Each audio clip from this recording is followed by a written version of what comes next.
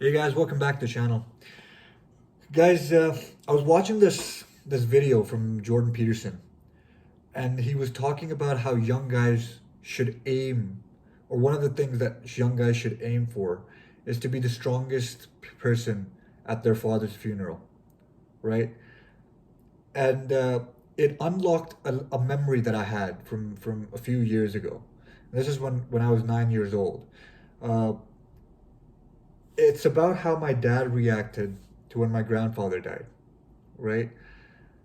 And a lot of you guys may know when, or may have gone through one of their close relatives dying, and you know that it takes a while. Like the procession, like the whole procedure takes a while, right? It's not just the person dies and we go and bury them. No, it's there's obviously the time they died, and well, at least for me, it was my grandfather got brought to from the hospital to the house.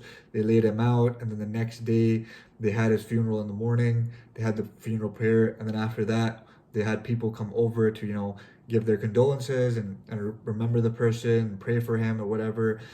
And that happens, and then a few days later, more people come over for prayers and stuff like that, right?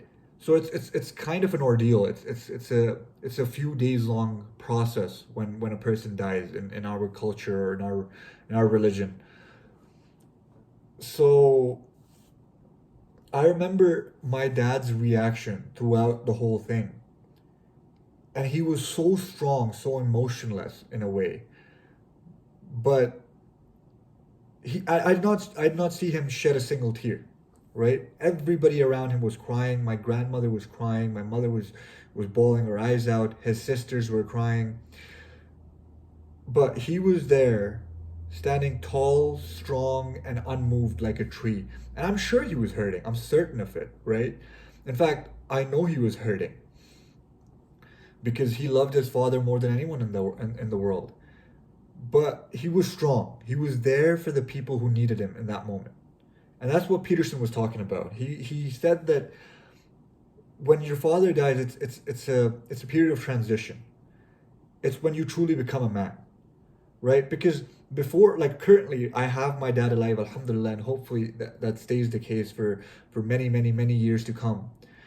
But when a man's father dies, he truly has no one to protect him or looking after him, right? Currently, I'm trying to live my life the best I can, or be as independent as I can be. But I know for sure there's a guarantee that if anything goes wrong, I have my father, right? I remember when I was going to leave my country, I was going to leave my home, and I was going to come to Canada, and I was leaving everybody. The last thing my dad said to me, and I was 18 years old, he looked at me, hugged me, and he goes, if you don't want to do it, if over there your mind changes, buy the ticket the next day and come back. Now he knew as well as I did that I wasn't gonna do something like that. I'm not a pussy. I'm not gonna go there and be like, oh yeah, this is too tough. Let me just go back. That's not who I am. He knew it better than I knew it myself. But just the fact that he hugged me and he said, I'm here for you. And if you don't want to do that, if you don't want to live there, buy the ticket and come here, no questions asked. I will never question you over it, right? I will never judge you over it. No judgments, no questions. I am your father. I will look out for you. If you don't want to do it, just come back.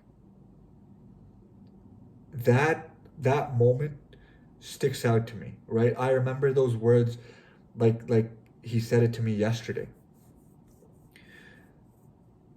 So when a man's father is alive, he will always feel protected, right? He will always feel sheltered. He will always feel like he has someone to rely on. Even if everything goes to shit, I have my father, right? But when the father passes away, that's when you realize that now you're truly alone. Not alone in terms of love and care. Yes, you will have those sources from elsewhere. Like my dad's mother is still alive. She still loves and cares for him. My mother is still alive, who loves and cares for him. But when it comes to taking up responsibility, he knew that he was going to be responsible for every single human being in that household. He was going to be the leader. And being a leader is not the best thing ever, guys. It's not as glorified as people make it out to be. It shouldn't be as glorified as people make it out to be. Being a leader is difficult. Being a true leader is a very big responsibility, and it carries a lot of weight. it carries a lot of pressure with it, right? Yes, anyone can order people around. That's not being a leader. Being a leader is making sacrifices, and that's what my dad realized that he had to do for his family. And the first sacrifice he had to make was to control his emotions in front of everyone else. Be strong for them, right? Be strong for the people who were going through that loss. He was going through it too, but he had to put himself aside. He had to think about those people before he thought about himself. That's what being a true leader was. And I was 9 years old back then, and I noticed that my dad wasn't crying, right? And it just gave me strength. I stopped crying. I wept a lot, and I was really close to my grandfather, probably closer to my grandfather than I was to my own father at that time. And I stopped crying because I saw my dad wasn't. And innately, as a 9 year old kid, I was like, all right, I need to be strong for my mother now. I need to be strong for my sister, or I need to be strong for my younger brother, right? He didn't have to say that to me. I'm sure it wasn't even his intention to make me feel that way. But just because I saw that strength as a 9 year old kid, I innately understood that, okay, this is how every man should be. This is how they can they can be there for the people that are going through the loss. They can be the tree that shades everybody, right? And yeah, that's what I want to push. That's something every guy should aim for, to be able to be the strongest person at their father's funeral, so everybody can keep their head on their shoulder and cry, weep, and go through that loss the way they feel best, while you're there being that shoulder for them, being that support for them, and realizing that, okay, now is the moment that my true life begins. Now is the moment that I have no one to look out for me, and I have so many people to look out for, right? And that's something you guys need to aim for. That's something you guys need to prepare. It doesn't just happen, right? It doesn't just happen. You need years of hard work. You need years of experience. You need years of failure to be in that position and be like, okay, this is very difficult, but I can handle it. I can handle it. And I can handle it without crying. I can handle it without showing weakness to the people I love who are going through this loss right now. That's something I'm aiming for 100%. Hopefully that day doesn't come ever, but that's not the reality of life. The reality of life is that each soul will taste death, and I just need to be prepared for it. If my dad tastes death before me, I need to be prepared for the moment where I will stand up, and if my mom's still alive, inshallah, I will be a support for her. If my sister's there, my younger brother is there, or my grandmother, if she's still there, I can be someone they can look up to and be like, hey, we have someone to carry us through this period of grief and through this period of loss. It's a difficult thing, guys. It's a difficult thing to imagine. It's a difficult thing to visualize, and it's especially difficult to prepare for. But it is something every man should be aiming for, because it's a period of transition, not only for yourself but also for the people around you. And as a man, I think you should put yourself second and think about the people that you love, the people that you care, and the people that care and love you, and the person that's left you. And you should put them ahead of yourself and think of them before you think of yourself. And I'm not saying bottle those emotions up, never show them. No, just in that period, control them, right?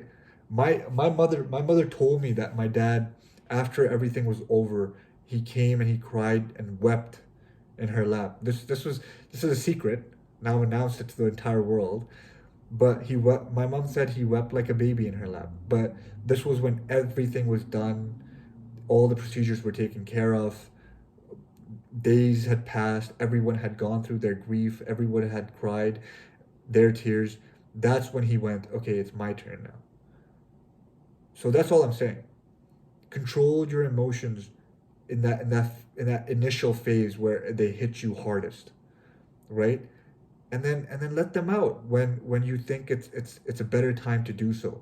When you think that, okay, if I show weakness now, these people won't think of me as weak, and they will still have the trust because I wouldn't have shown them initially when they were weak, when they were grieving, or when they were, being emotional about it. So that's it, guys. That's the point of the video. Be the strongest man at your father's funeral. Be the strongest person at your father's funeral.